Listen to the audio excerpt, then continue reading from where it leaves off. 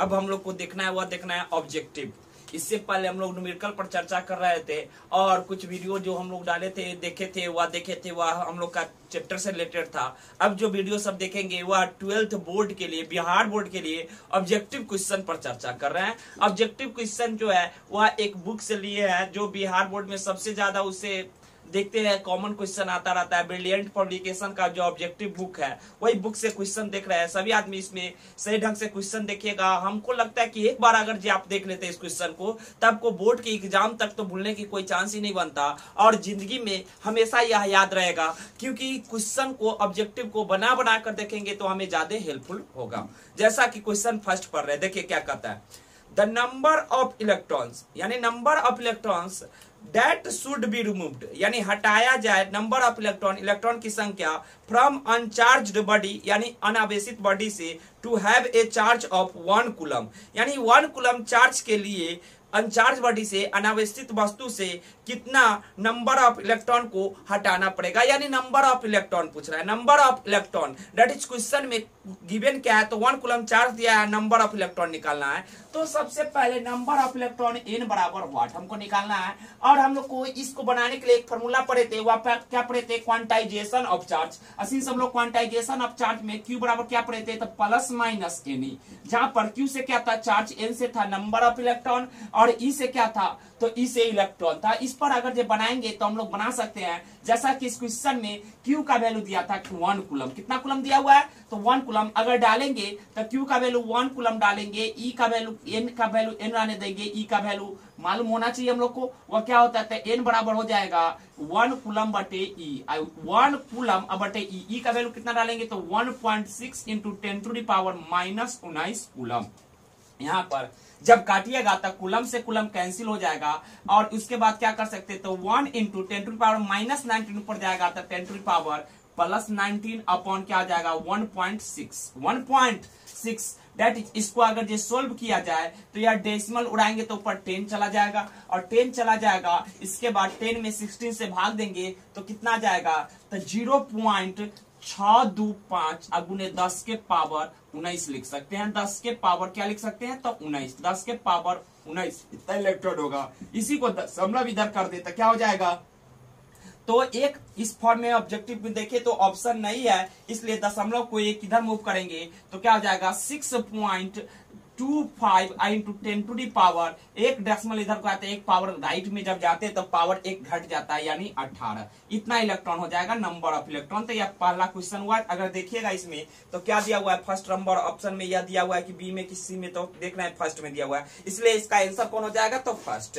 ए number. अब next question पढ़ते क्या कहता है, if A sphere of bad conductor is given charge, यानी एक स्फीयर है जो बैड कंडक्टर है यानी कुचालक है, इज गिवन चार्ज, चार्ज दिया जाता है, देन इट इज डिस्ट्रीब्यूट, तो यह बड़ा हो जाता है on surface and also inside the surface, only inside the surface, none of this, यानी यह बैड कंडक्टर है तो जहां पर चार्ज देंगे वहीं पर आ जाएगा, इसलिए इसका आंसर होना चाहिए नन ऑफ दिस। यहीं पर अगर कंडक्टर रहता, कंडक्टर बोलते तो कंडक्टिंग बॉडी रहता, कंडक्टिंग बॉडी को अगर चार्ज दिया जाता हो तो चार्ज हमेशा सतह पर होता है, चार्ज हमेशा सतह पर होता है, इससे रिलेटेड क्वेश्चन सब आता रहेगा। इसलिए बैड कंडक्टर रहेगा तो जहां पर चार्ज देंगे वहीं पर आ जाएगा, लेकिन गुड कंडक्टर रहेगा, दैट इज कंडक्टर रहेगा तो इलेक्ट्रिक फील्ड हमेशा कहां पर फैल जाता है, सरफेस पर, चाहे शेप साइज को भी हो, यानी कुछ भी हो सकता है, यानी कि हमेशा गोला हो। अब देखते हैं नेक्स्ट क्वेश्चन क्या कहता है, इन फिगर, यानी दिए गए चित्र में, फॉर इलेक्ट्रिक फील्ड लाइन, विद्युत क्षेत्र रेखा के लिए,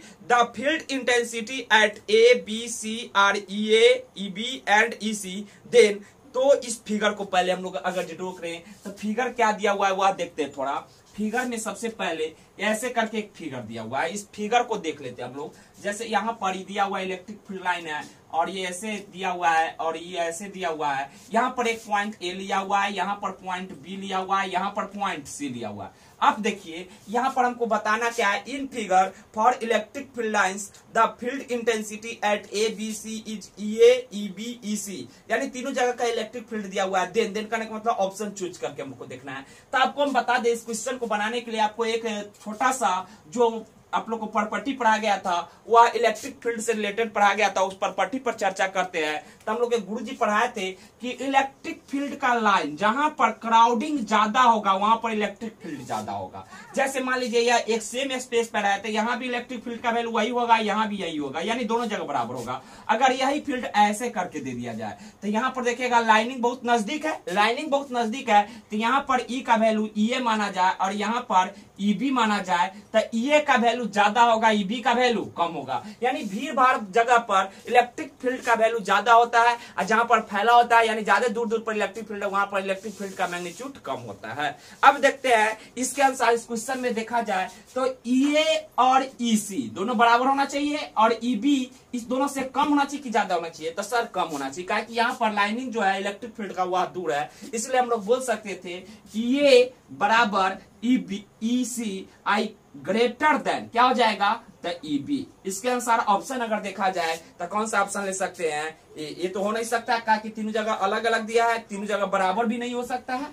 उसके बाद देखा जाए तो सी नंबर बोल सकते हैं कि ये बराबर ईसी आई ग्रेटर देन ईबी हो जाएगा, इसीलिए इसका ऑप्शन नंबर सी हम लोग बोल सकते हैं। अब नेक्स्ट क्वेश्चन देखते हैं क्या कहता है, ए सरफेस इनक्लोज यानी एक सतह जो इनक्लोज किया है एंड इलेक्ट्रिक डाइपोल विद्युत द्विध्रुव को, यानी विद्युत द्विध्रुव को इनक्लोज किया घेर लिया है the total electric flux over the surfaces, यानी सरफेस से टोटल फ्लक्स क्या होगा। यह क्वेश्चन क्या कहता है कि एक इलेक्ट्रिक डाइपोल लिया गया है यानी विद्युत द्विध्रुव लिया गया है, उसको क्या किया गया है क्लोज सरफेस में रखा गया। क्लोज सरफेस कहने का मतलब बंद सतह में। जैसे मान लेते हैं कि यह एक बंद सतह है तो इसमें एक डाइपोल है, तो डाइपोल पर सर हम लोग जानते हैं जितना माइनस चार्ज उतने क्या होता है प्लस चार्ज, यानी दो चार्ज होता है, तो इसमें टोटल चार्ज का बात करें तो जीरो हो जाएगा। और बंद सतह से फ्लक्स के लिए जो फॉर्मूला होता है वह फाई इक्वल टू क्या होता है, तो phi equal to q enclose बटे इप्सिलॉन नॉट। तो क्यू इनक्लोज में टोटल चार्ज, तो यह जितना प्लस क्यू है उतना ही माइनस क्यू है। अगर ये दोनों जोड़ा जाए डेट इज ऐसे भी तो लिख सकते हैं प्लस क्यू और प्लस माइनस क्यू अब बटे इप्सिलॉन नॉट, तो प्लस क्यू और माइनस क्यू कितना हो जाएगा जीरो बटे epsilon not, it means zero. यानी बंद सतह से यहाँ पर फ्लक्स कितना आ गया तो जीरो, यानी बंद सतह में अगर कितना भी डाइपोल रखे, यहाँ पर तो एक डाइपोल दिया है, कोई कोई क्वेश्चन में देखिएगा आपको 5-5 डाइपोल दिया रहेगा और तब पूछेगा कि इसमें नेट फ्लक्स कितना होगा, तब भी जीरो हो जाएगा, क्योंकि डाइपोल पर क्या होता है जितना पॉजिटिव चार्ज होता है उतने क्या होता है निगेटिव चार्ज, इसीलिए नेट इलेक्ट्रिक फ्लक्स उसका जीरो हो जाता है। प्लस के कारण इलेक्ट्रिक फ्लक्स बाहर की ओर जाएगा तो माइनस के कारण अंदर, जितना बाहर जाएगा उतना अंदर आ जाएगा, इसलिए क्वेश्चन का वैल्यू जीरो हो जाएगा फ्लक्स का।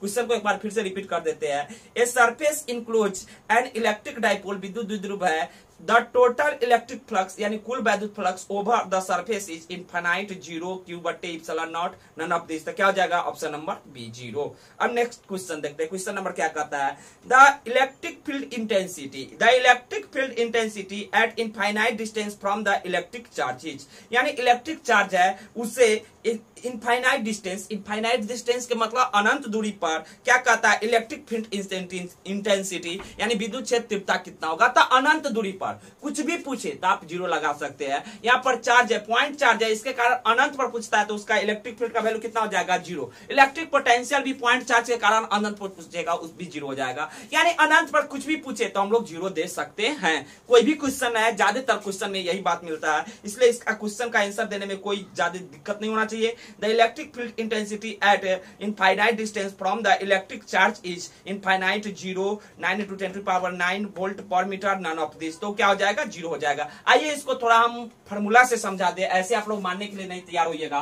तो सबसे पहले इलेक्ट्रिक फील्ड इक्वल टू क्या होता था, हम लोग ये वाला फार्मूला लगाते हैं यहाँ पर के क्यू बटे आर स्क्वायर, यहाँ पर पॉइंट चार्ज क्यू है, यहाँ डिस्टेंस कितना है आर, तो यहाँ पर फार्मूला लगाते थे तो ई इक्वल टू के का के क्यू का क्यू डाल दे आर का वैल्यू, तो अनंत पर बोला था अनंत के लिए दूरी का वैल्यू कितना जाएगा इन्फिनिटी, इन्फिनिटी का स्क्वायर करेंगे इट मीन के क्यू बटे इन्फिनिटी, इन्फिनिटी से कोई चीज में भाग देंगे तो कितना जाएगा जीरो। इसलिए ऐसे भी हम लोग अगर मैथमेटिकली निकाले तो क्या देखें इलेक्ट्रिक फील्ड का वैल्यू कितना आता है जीरो, इसलिए हम लोग कह सकते हैं इसका ऑप्शन नंबर कौन हो जाएगा तो बी। अब नेक्स्ट क्वेश्चन देखते हैं क्या कहता है, if the distance of two charge from the origin increase, यानी दो चार्ज है जिसका डिस्टेंस बढ़ाया जाता है कहां से ओरिजिन से, क्या कहता है if the distance of the two charge from origin is increased then the value of electrostatic force, यानी फोर्स का वैल्यू क्या होगा डिक्रीज होगा कि इंक्रीज होगा। तो देखिएगा यहाँ पर जो कह रहा है उसको थोड़ा सुनिए, If distance of the two charges from origin is increased, then the value of electrostatic force be increase or decrease। तो यहाँ पर देखिएगा, सबसे पहले एक रेफरेंस फ्रेम बनाएंगे, तो यहाँ पर एक्स एक्सिस, तो यहाँ पर क्या हो जाएगा वाई एक्सिस। यहाँ से अब डिस्टेंस है, अब दो चार्ज है, यहाँ पर मान लेते हैं Q1 है, यहाँ पर चार्ज Q2 है, या चार्ज Q1 है या चार्ज Q2 है, यहाँ पर Q2 है। अब मान लेते हैं यहाँ पर Q2 लिए, इसका दूरी यह R1 है, यह दूरी कितना है R1, तो इसके बीच की दूरी, अब दूरी बढ़ाइएगा तो इसको इस तरफ बढ़ाइएगा, इस तरफ बढ़ाइएगा दूरी को, और इसको इस तरफ बढ़ाइएगा तो फोर्स बढ़ भी सकता है, अगर दोनों को नजदीक ले जाइएगा तो फोर्स घट भी सकता है। क्या कि हम लोग का एक रिलेशन था, F बराबर क्या होता है, तो सर K Q1 बटे R स्क्वायर। तो इसके चार्ज के बीच की दूरी घटा भी सकते हैं और बढ़ा भी सकते हैं, इसलिए फोर्स का वैल्यू इंक्रीज भी कर सकता है और डिक्रीज भी कर सकता है। एक बार क्वेश्चन को फिर से देख लीजिए। If the distance of two charge from origin increase, origin से बोल रहा है, यहां से दूरी बढ़ाने को बोल रहा है, या नहीं कि चार्ज के बीच की दूरी बढ़ा रहा है। चार्ज के बीच की दूरी बढ़ा था तो डेफिनेटली, अगर चार्ज के बीच की दूरी बढ़ाता तो यह डिस्टेंस बढ़ता, तो यह फोर्स घटता, क्योंकि इनवर्सली प्रोपोर्शनल है, व्युत्क्रम अनुपाती है। बट ऐसा बोल नहीं रहा, क्या बोलता है, ओरिजिन से दूरी बढ़ा जाता, ओरिजिन से दूरी बढ़ा जाए। मान लीजिए चार्ज पहले से अगर ये यहां पर नहीं होता, यहां पर होता, अगर ये चार्ज Q1, तो क्या होता है, इधर दूरी बढ़ाता, दोनों का दूरी बढ़ा रहा है तो एक बढ़ा रहा है, तो इसके बीच का डिस्टेंस बढ़ता जा रहा है, R बढ़ता जा रहा है, तो घट सकता है। अगर मान लीजिए या तो यह घटने वाला केस हो गया। अब इसी चार्ज को इस साइड ना लेके यहां पर रख देते और दोनों का डिस्टेंस बढ़ाते, तो दोनों का डिस्टेंस इधर बढ़ता और एक का ज्यादा बढ़ा देते, एक का कम बढ़ा देते, तो वहां पर क्या हो जाता कि फोर्स का वैल्यू, आर का वैल्यू घट जाता था, फोर्स का वैल्यू बढ़ जाता है। इसलिए इसमें क्या क्वेश्चन का आंसर दे सकते हैं, तो एक बार क्वेश्चन पढ़ते हुए आंसर देते हैं। If the distance of the two charge from origin increase, then the value of electrostatics force is increase, decrease, remain unchange, may increase और डिक्रीज। तो सबसे सुटेबल ऑप्शन कौन लगा था सर, मे इंक्रीज और डिक्रीज, इसीलिए हम लोग डी नंबर ऑप्शन ले सकते हैं। नेक्स्ट क्वेश्चन देखते हैं क्या कहता है नेक्स्ट क्वेश्चन। तो नेक्स्ट क्वेश्चन पढ़ते क्या कहता है, the electric field intensity inside a hollow spherical charge conductor is 0। अभी थोड़ा देर पहले हम लोग चर्चा किए थे, चार्ज बॉडी हो जाएगा, चार्ज बॉडी का मतलब कोई भी आवेशित बॉडी होगा तो उसके अंदर अगर जो चालक होगा तो उसके अंदर इलेक्ट्रिक फील्ड का वैल्यू कितना होगा, 0। तो इस क्वेश्चन में कुछ ज्यादा बचा ही नहीं, किसी भी चार्ज कंडक्टर के अंदर, चार्ज कंडक्टर का शेप एंड साइज कुछ भी हो सकता है, उसके अंदर ई का वैल्यू कितना होता है, 0। एक बात और नोट रखिएगा कि इसके अंदर ई का वैल्यू 0 होता है, कहीं भी पूछ लेता, भी पूछने का मतलब इलेक्ट्रिक पोटेंशियल, इलेक्ट्रिक पोटेंशियल क्या वैल्यू क्या होगा, अगर इसके सरफेस पर 5 वोल्ट है तो अंदर में भी कितना हो जाएगा 5 वोल्ट, यहां पर भी कितना हो जाएगा 5 वोल्ट, यानी अंदर में इनसाइड में इलेक्ट्रिक पोटेंशियल का वैल्यू कांस्टेंट होता है, और कंडक्टर होगा तब, और उसके अंदर में इलेक्ट्रिक फील्ड का वैल्यू क्या होगा, 0। सरफेस पर कितना भी चार्ज है उससे कोई मतलब नहीं है, इसलिए इस क्वेश्चन को पढ़ते हुए आंसर देखते हैं हम लोग। The electric field intensity inside the hollow spherical charged conductor is infinite, 0, positive, greater than 1, none। तो क्या हो जाएगा 0, इसमें कोई डाउट नहीं होना चाहिए। अगला क्वेश्चन क्या है, 8 नंबर क्वेश्चन पढ़ते हैं। The SI unit of the electric flux, the SI unit of electric flux, यानी फ्लक्स का एसआई मात्रा क्या होगा, फ्लक्स को फाई, फाई इक्वल टू क्या पढ़ते थे, तो ये कॉस थीटा, ये cos theta, flux phi equal to electric flux phi equal to electric field into area into cos theta, theta दोनों के बीच का एंगल था। तो यहां से सर हम यूनिट निकाल सकते हैं, इलेक्ट्रिक फील्ड का यूनिट क्या हो जाएगा, तो न्यूटन पर कूलम, न्यूटन पर कूलम। एरिया, एरिया में लंबाई गुने चौड़ाई होता है, इसलिए लंबाई का मीटर और चौड़ाई का मीटर, मीटर गुने metre, metre square. It means cos theta, cosine ratio है, रेशियो का कोई यूनिट होता नहीं है, इसीलिए यूनिट इतना ही बच जाएगा, तो क्या हो जाएगा न्यूटन मीटर स्क्वायर बटे कूलम, ये इसका एसआई यूनिट हो जाएगा। किसका, तो सर यह यूनिट हो गया, यह हो गया यह फ्लक्स का, फ्लक्स का एसआई मात्रा क्या हो गया, तो न्यूटन मीटर स्क्वायर बटे coulomb.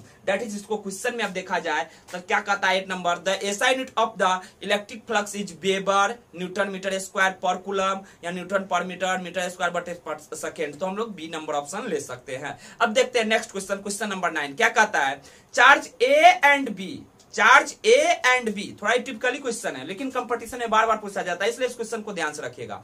Charge A and B attract each other, यानी दो चार्ज बॉडी है ए और बी जो अट्रैक्ट करता है एक दूसरे को, क्या करता है, आकर्षित करता है। Charge B and C attract each other, then A and C will be, यानी ए और सी क्या करेगा, क्वेश्चन का स्टेटमेंट सही से समझिए। यानी यहां पर एक बॉडी ए मान लिया जाए और यहां पर बॉडी बी मान लिया जाए, तो अकॉर्डिंग टू स्टेटमेंट क्या कहता है, the charge A and B attract each other, एक दूसरे को अट्रैक्ट करता है। इट मींस यहां पर प्लस चार्ज होगा तो यहां पर क्या होगा, माइनस चार्ज हो जाएगा, तब यह अट्रैक्ट करेगा। अगर दोनों प्लस प्लस होता तो फिर अट्रैक्ट करने की चांस ही नहीं बनता, इसलिए इस पर प्लस चार्ज, इस पर माइनस मान लेते हैं। उसके बाद क्या कहता है, charge B and charge C attract each other, यहां पर बॉडी क्या लेना है, तो सर यहां पर बॉडी सी लेना है, और सी भी क्या कर रहा है, अट्रैक्ट कर रहा है। इट मींस यह निगेटिव माने हुए तो यहां पर अट्रैक्ट करने के लिए इस पर क्या हो जाएगा, पॉजिटिव चार्ज बोल सकते हैं। अगर यहां पर या बी है या सी है, दोनों अट्रैक्ट कर रहा है, इट मींस पहले निगेटिव माने हुए तो इस पर क्या मानेंगे, पॉजिटिव। उसके बाद क्या कहता है, देन ए एंड सी, तो ए और सी पर सेम टाइप का नेचर आ गया। इट मींस क्या हो जाएगा, तो यह रिपल्स करेगा कि अट्रैक्ट करेगा, तो सर रिपेल करेगा, यानी दूर धकेलेगा। क्या करेगा, दूर धकेलेगा। कोई आदमी, तो यहां से हम लोग निष्कर्ष निकाल सकते हैं कि ए और सी एक दूसरे को दूर धकेलेगा। अगर बाय द वे कोई आदमी के मन में क्वेश्चन होगा कि सर ऐसा नहीं करके पहले से हम कुछ ऐसा केस मानते हैं, मान लीजिए ए और बी अट्रैक्ट कर रहा है, तो हम लोग इसको क्या मान लेते, प्लस की जगह पर माइनस मान लेते और इसको प्लस मान लेते। तो अब यहां पर ए और बी अट्रैक्ट कर रहा है, इसका मतलब एक पर निगेटिव चार्ज माने और यहां पर क्या माने, पॉजिटिव बी माने, बी पर यानी पॉजिटिव चार्ज माने। अब यहां पर बॉडी सी लेते हैं, सी को भी अट्रैक्ट कर रहा है बी, तो यहां पर क्या हो जाएगा, निगेटिव बोलेंगे, क्या कि यहां पर पॉजिटिव लेते हैं, यहां पर निगेटिव। अब फिर से देखिए कि ए और सी दोनों पर लाइक चार्ज आ गया, और लाइक चार्ज आया तो इसका मतलब रिपेल करेगा। यानी आप कैसे भी सोच के इसको बढ़ाइए सेम आंसर आएगा। पॉजिटिव निगेटिव किसी को मान सकते हैं, इसमें कोई डाउट नहीं है, लेकिन सीरियली मानिएगा तो आपका क्वेश्चन सही ढंग से पहुंचेगा। इसलिए क्वेश्चन नंबर 9 को पढ़ते हुए आंसर पर पहुंचते हैं। Charge A and B attract each other, charge A और बी एक दूसरे को अट्रैक्ट करता है। Also charge B and C attract each other, then A and C, यानी ए और सी क्या करेगा, तो वह they will be attract each other, repel each other, will not effect each other, more information needed. तो हम लोग यहाँ पर मोर इन्फॉर्मेशन की जरूरत है नहीं, यानी कुछ ज्यादा सूचना की जरूरत नहीं है। Repel each other, it means हम लोग बी नंबर ऑप्शन ले सकते हैं। क्वेश्चन नंबर 10 देखते हैं क्या कहता है, a neutral particle, a neutral metallic particle is brought near to metallic plate, यानी एक मेटालिक प्लेट है, मेटल का प्लेट है, उसके नजदीक में एक न्यूट्रल मेटालिक पार्टिकल यानी न्यूट्रल चार्ज पार्टिकल लाता है, यानी उस पर कोई चार्ज नहीं है।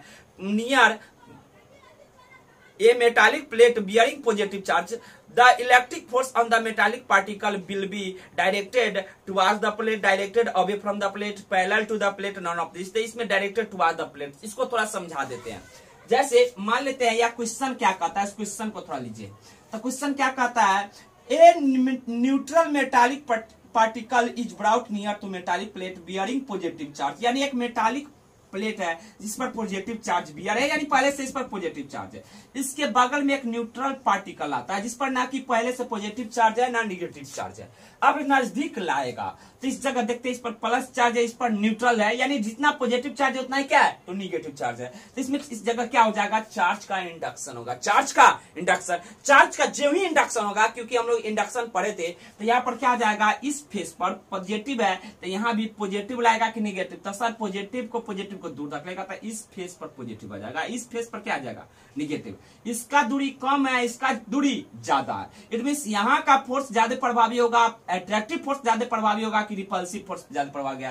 तो ऑफकोर्स यहाँ का डिस्टेंस कम है तो सर अट्रैक्टिव फोर्स ज्यादा प्रभावी होगा, इसीलिए क्या बोल सकते हैं, तो अट्रैक्ट करेगा कि रिपेल करेगा, तो अट्रैक्ट करेगा। इट मींस क्वेश्चन को एक बार पढ़ते हुए आंसर पर पहुंच जाते हैं। A neutral metallic particle is brought near a metallic plate bearing positive charge, the electric force on the metallic particle will be directed toward the plates, बोल सकते हैं। अगला क्वेश्चन क्या कहता है, the electric dipole moment per unit volume, the electric dipole moment per unit volume of the dielectric medium is called polarisation vector. यह तो परिभाषा है, इसलिए इसमें कुछ ज्यादा दिक्कत नहीं होना चाहिए, ये परिभाषा को समझा देते हैं। Electric dipole moment per unit volume, यानी प्रति इकाई डाइपोल मोमेंट जो होता है किसी डाइलेक्ट्रिक मीडियम का, इज कॉल्ड कहलाता है, कौन सी कहलाता है, पोलराइजेशन वेक्टर। कौन सी कहलाता है, पोलराइजेशन वेक्टर, इसलिए ऑप्शन नंबर ए हो जाएगा। अगला क्वेश्चन क्या कहता है, A point charge q is rotated around another point charge capital Q in the circular path. Work done by the electric field on it will be 0. अब देखिए कैसे आता है, देखिए 2017 में पूछा हुआ क्वेश्चन है, बहुत इंपॉर्टेंट टाइप का क्वेश्चन है, इसलिए इसको थोड़ा गौर से देखिएगा। A point charge Q is rotated around the point charge capital Q, यानी एक चार्ज यहाँ पर जो लिया गया है वह कैपिटल चार्ज Q है, कैपिटल चार्ज Q है, कैपिटल चार्ज Q है। उसके बाद क्या कहता है, a positive point Q charge is rotated around point charge Q in the circular path, एक सर्कुलर पाथ है जिसमें स्मॉल चार्ज Q को रोटेट कर रहा है।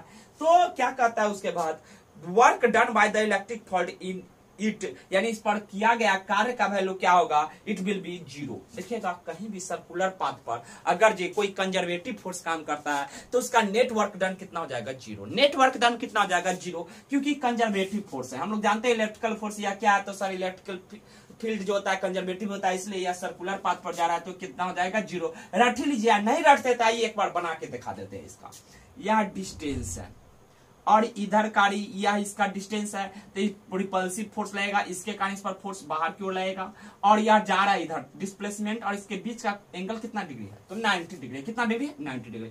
इधर फोर्स लग रहा है, इधर का वेक्टर डिस्प्लेसमेंट है, यानी डिस्प्लेसमेंट डी मान ले, यहाँ पर ही आर से रेडियस हो जाएगा। तो सर फोर्स में हम लोग आर का जरूरत पड़ेगा, और डिस्प्लेसमेंट का दिशा यह है, अगर यहाँ पर निकाला जाए तो डब्ल्यू बराबर क्या आता है, तो F D cos theta. F का वैल्यू कुछ भी हो, डी का वैल्यू कुछ भी हो, और कॉस कितना डिग्री होगा, तो सर दोनों के बीच 90 डिग्री। कॉस 90 ऑफकोर्स आप लोग जानते हो यह कितना होता है, 0। सो 0 से कोई चीज में मल्टीप्लाई करेंगे तो 0 हो जाएगा, इसलिए वर्क डन यहाँ पर क्या हो जाएगा, 0। यानी वर्क डन जो होता है, यूनिफॉर्म इलेक्ट्रिक फील्ड हो चाहे कोई भी कंजर्वेटिव फील्ड हो, उसमें सर्कुलर पाथ पर कुछ भी घुमाएंगे तो उसका नेट वर्क डन कितना हो जाएगा, 0। नेक्स्ट क्वेश्चन देखते हैं क्या कहता है, the SI unit of the electric charge, यानी एसआई मात्रक पूछा है इलेक्ट्रिक चार्ज का। अब इसका एसआई मात्रक तो आप लोग जानते हैं कूलम होता है, तो इसमें ज्यादा चर्चा नहीं करने का जरूरत है, इसलिए इसका ऑप्शन नंबर डी हो जाएगा। The dimensional formula of the charge, charge का डायमेंशनल फार्मूला, यानी चार्ज का अब जो होता है आवेश का वह बीमीय सूत्र निकालना है। तो चार्ज का बीमीय सूत्र ऐसे 18 आता आईटी बोल सकते हैं, बट निकाल देते थोड़ा। हम लोग 10वीं में एक फार्मूला पढ़े थे, Q बराबर IT, Q बराबर IT, इसको ऐसे भी लिखते थे हम लोग, I बराबर चार्ज बटे टाइम, चार्ज बटे टाइम, यहीं से फार्मूला चेंज करेंगे तो Q बराबर क्या हो जाएगा, IT। और चार्ज का एसआई मात्रा क्या हो जाएगा, तो कूलम होता है, कूलम के बदले क्या लिख सकते हैं, तो आई के बदले एम्पियर, और टाइम के बदले सेकेंड, इसी के बदले क्या लिखते हैं, कूलम। यानी चार्ज का एसआई मात्रा कूलम बोल सकते हैं, नहीं तो एम्पियर सेकेंड बोल सकते हैं, एम्पियर सेकेंड। इसी को आप डायमेंशनल फार्मूला में रिकास्ट करना है, तो एम्पियर के बदले ए और सेकेंड के बदले टी, तो AT बोल सकते हैं। और इसी के बदले ए के बदले आई भी लिखता है डायमेंशनल फार्मूला, और एस के बदले टी लिख देंगे, तो इसलिए हम लोग बोल सकते हैं अब इसका या DF डायमेंशनल फार्मूला जो हो गया वह क्या हो गया, तो AT और IT, AT और IT। क्वेश्चन नंबर हम लोग 15 में पहुंचे, क्या कहता है, the electric charge on the electron, electric charge on the electron has the magnitude, तो इलेक्ट्रॉन पर कितना चार्ज होता है, तो सब आदमी को ध्यान है। इलेक्ट्रॉन पर पूछा जाता है 1.6 × 10⁻⁻19 कूलम, इसमें नहीं डाउट होना चाहिए। मैं इतना ही रहने देते हैं, नेक्स्ट पार्ट में हम लोग अगले क्वेश्चन पर चर्चा करेंगे। Thanks for watching.